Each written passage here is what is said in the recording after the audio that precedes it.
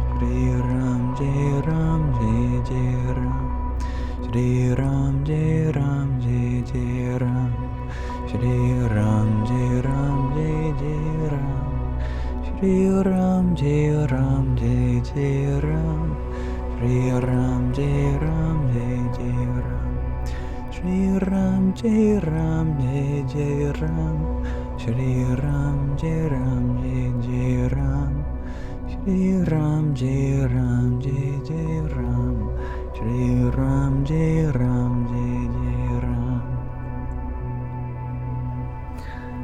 Om Shanti Shanti Shanti. Thank you.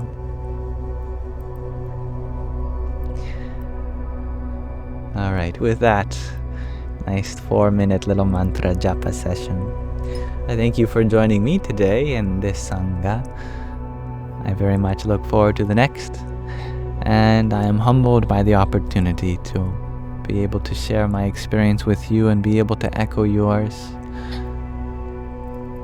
Any way in which I can do better next time, please let me know.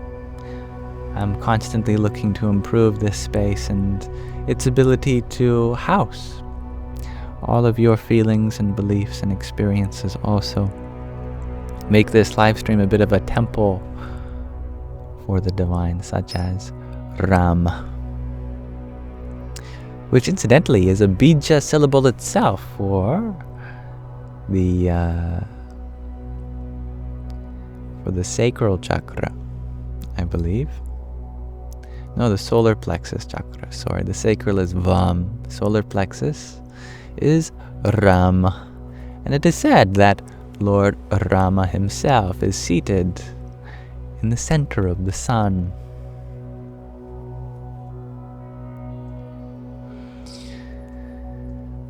Now there are some gifts that I would like to honor, like Dob Darker, who sent a heart to me a few minutes ago, several minutes ago by now.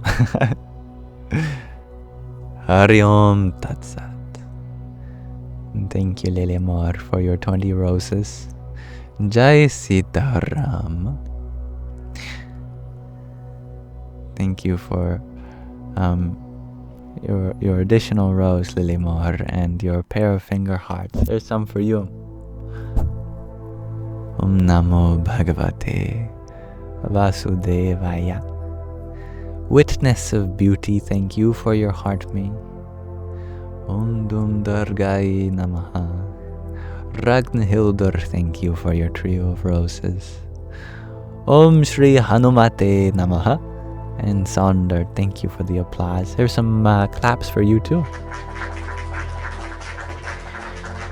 Om Kring Kalikai Namaha. Hello, Mason. I can't leave without saying hi to you. How are you? And hello, Betty Alf. Thank you for your pair of cloud breads as well, Sonder. Dhanyavad. Thank you, dear Peter, for your rose.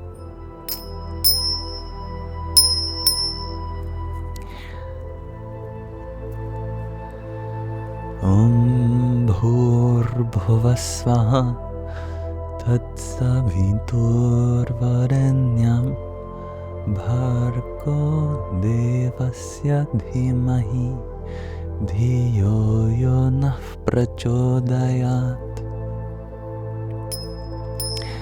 Mason, you got into an accident, but you're grateful to be okay.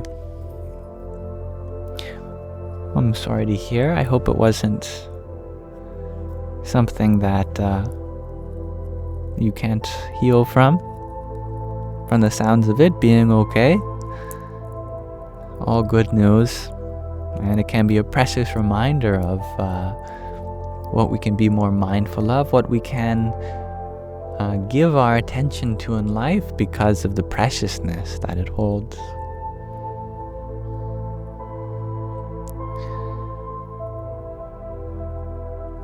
Life is fragile, that is true. Human beings are delicate bunches, we are.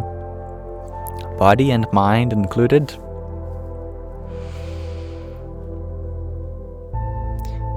Thank you, Hilaria, for the trio of the trio That's a new word. The trio of roses you've sent.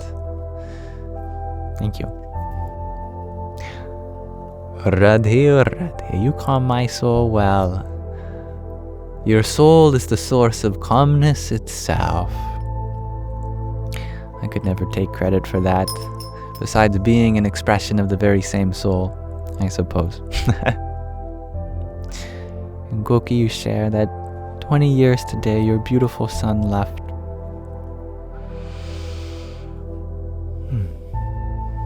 And since then I'm sure that your relationship to him has only grown and blossomed, and a reminder of the precious life that he embodied. Thank you for sharing that. That's really personal, and it is my belief that the very essence and the love of your son has not left at all, only to go and do other things in this universe in ways that we might not comprehend.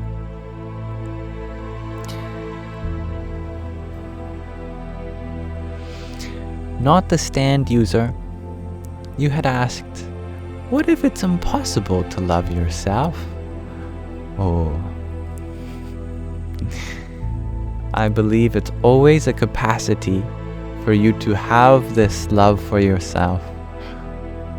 But that's not to say we can't hold ourselves accountable. We do make mistakes, and we are allowed to do them. And the feelings that may arise from them, we can forgive ourselves for them. But this is a process that takes time, but it's always possible. When we are so hard on ourselves, sometimes, ironically, that can be an expression of love, an unhealthy expression, because we want to do better, we want to be happy, we want to make better choices, and out of a lack of all of those things, we are so hard on ourselves and beat ourselves up for it.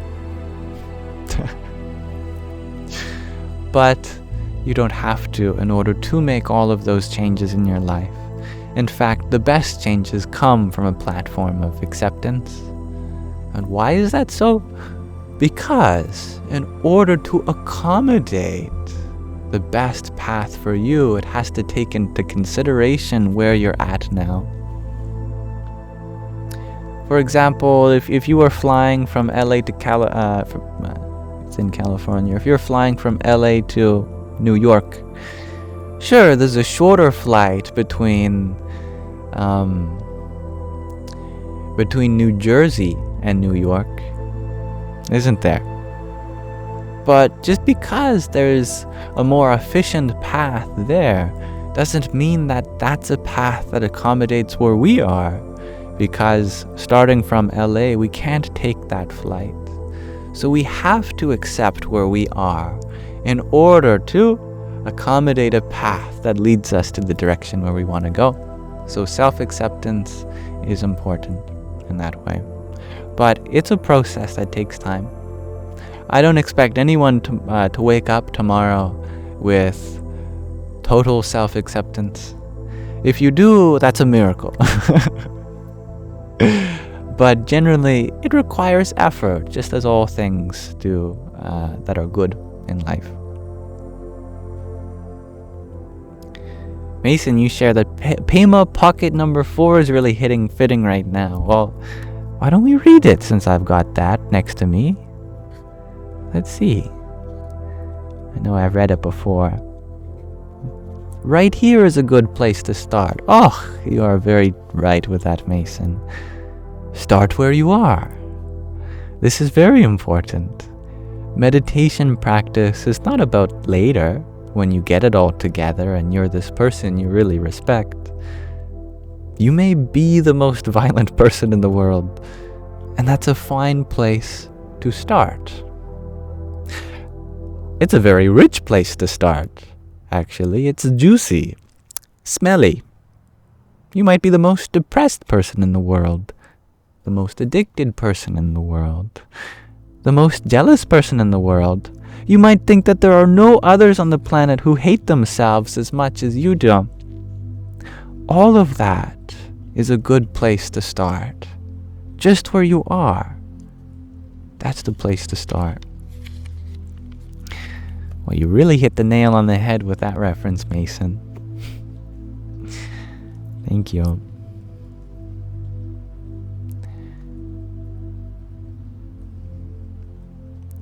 Thank you, Betty L, for the little crown you sent a few minutes ago, and the manifesting. It's very fun.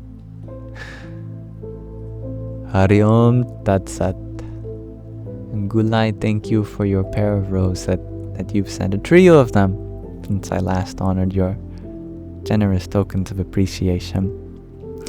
I'm very happy you've been enjoying the Pocket Pema, Mason, and it's already come to a selfless purpose, being able to reconnect with that inquiry from not the stand user. You add that the moment you do love yourself, people hate that version of yourself.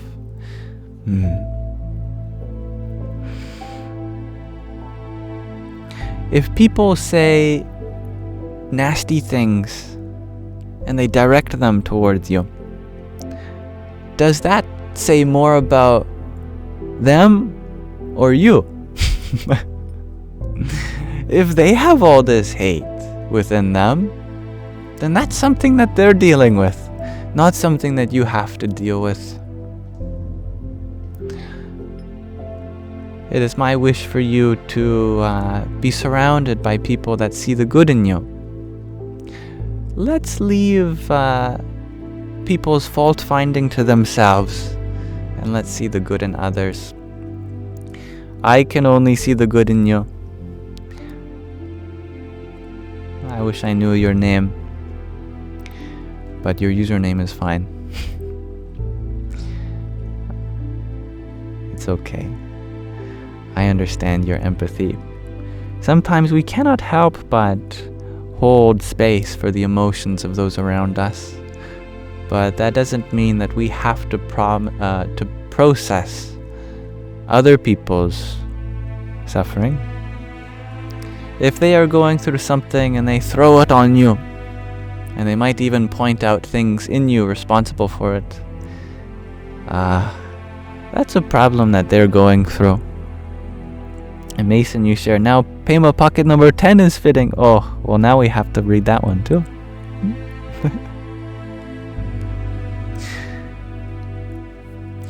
We don't need to change ourselves.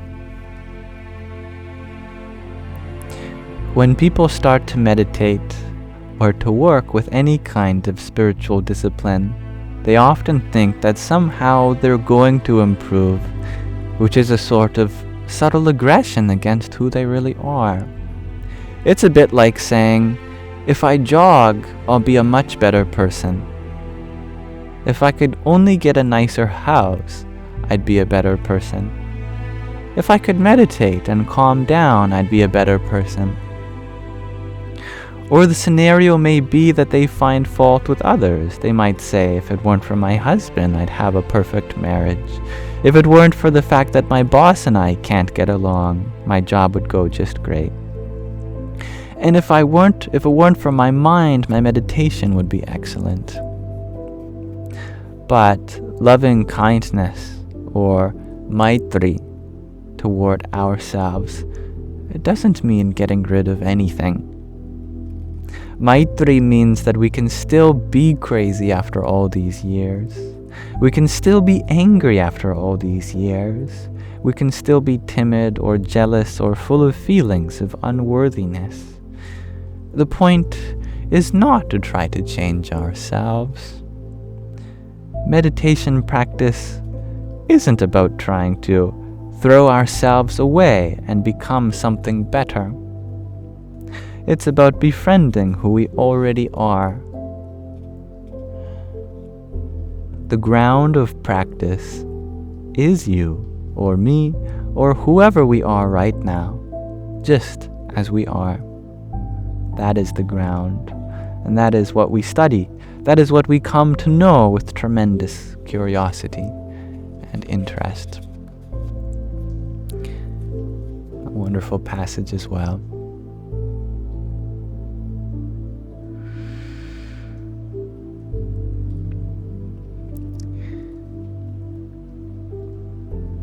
Did I thank you, Kathy, for the quintet of roses you sent a couple minutes ago? It's been a while. I know I have. I can do better at acknowledging these things, which are very humbling for me. And Hairspray Betty, thank you for the hand hearts too. Very kind of you. Jai Siddharam. And Shay, thank you for your hand hearts too. And your 24 tiny dinies. Yippee! And your octet of them. And another 25. And 10. And another 15 of them. And 68 of them.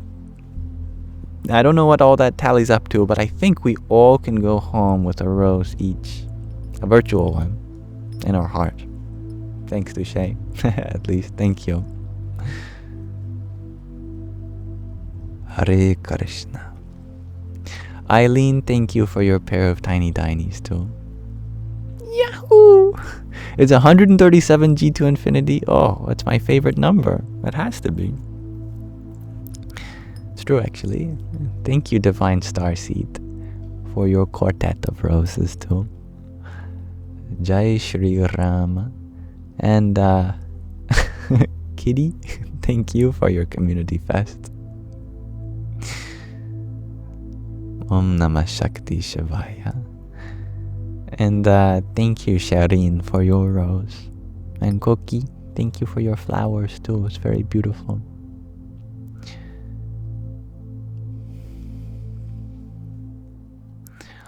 Om Brahm Bhairvaya Namo Namaha.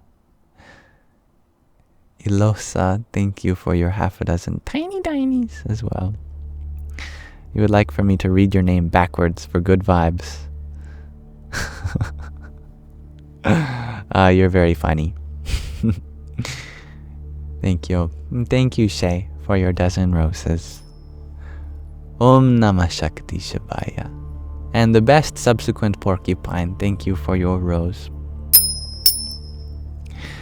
Shay, you ask, how would I help someone dealing with loss?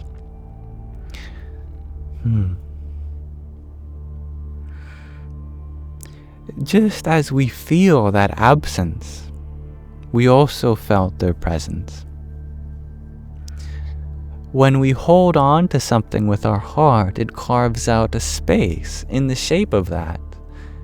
And when that presence leaves us, we are left with the shape of them in our heart.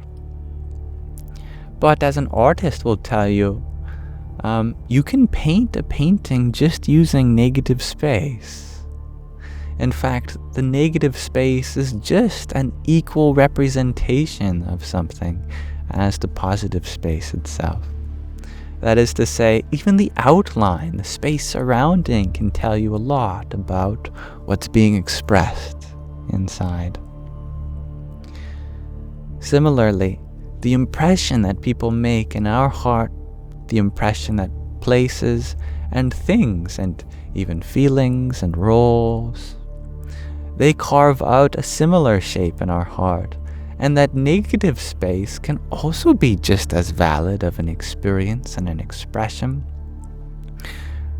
To put it in more practical terms, for example, someone who loses a being in their life that's dear to them, they feel a space that they have carved out in our heart, but that's the same shape of them, and that impression has the essence of them inside of it. Maybe it's not filled in terms of their physical proximity anymore, but we can begin filling that mold with all of our sentiments. We can still feel full of love for them because they leave us the cookie cutter of their life, of the shape of their life. And the same is true for other things besides people that we hold dear. Since we got to experience them, we got to know what it's like to have them, we can increase the presence in our lives to match that mold, to learn from their experience, their values, what that object meant to us, and find ways to love that within our own heart, within the world around us, within the very space that they left behind too.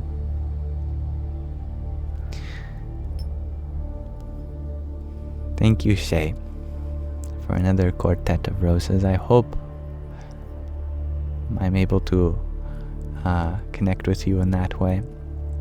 I did say I was going to wrap up this Sangha, and I still do intend on that, but I also recognize that some of these questions are really important, so I'm staying behind a little bit so that I can attend to them. Thank you, Michael, for your heart, me, and rose as well. Radhe Radhe. And Shireen, thank you for your rose too. Om Namah Shakti Shivaya. Katerina, you'd love to give me your first piece of art you can paint after all these years. Oh, such lovely art. You already are that art that I'm grateful to have here.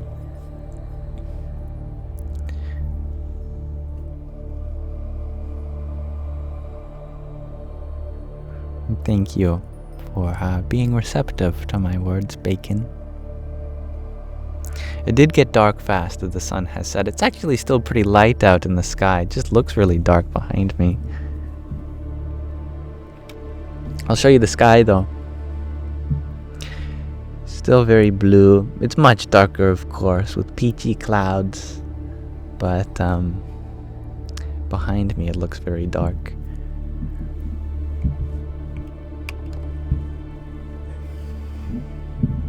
We are in twilight, I think.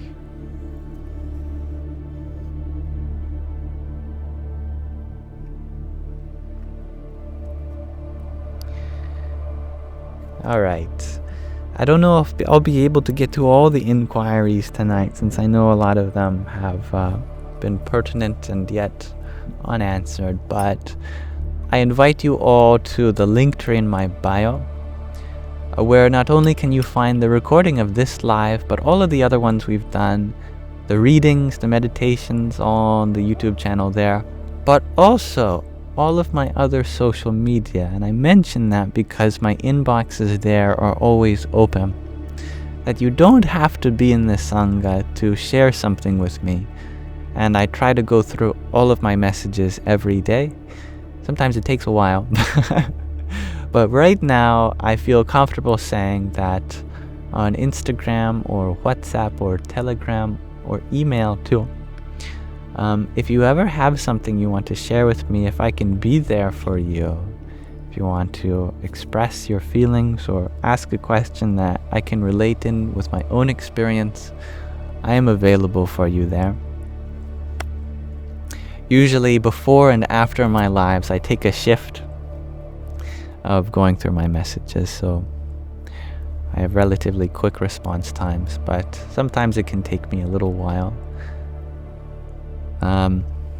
They're not really shifts, because I don't consider it work. I'm happy to do it for free, always and forever. With that, let this be an offering to Sri Radha Krishna. Radhe Krishna, Radhe Krishna, Krishna Krishna, Radhe Radhe, Radhe Shyama, Radhe Shyam, Shyam Shyama, Radhe Radhe. I know many of you are going through difficult circumstances, and I believe you will get through it. These things will come to pass, and always is there beautiful moments awaiting you. May you all have a wonderful rest of your night or evening or afternoon or morning or whatever time it is for you. Most importantly, may you all have a wonderful rest of your present moment. Namaste.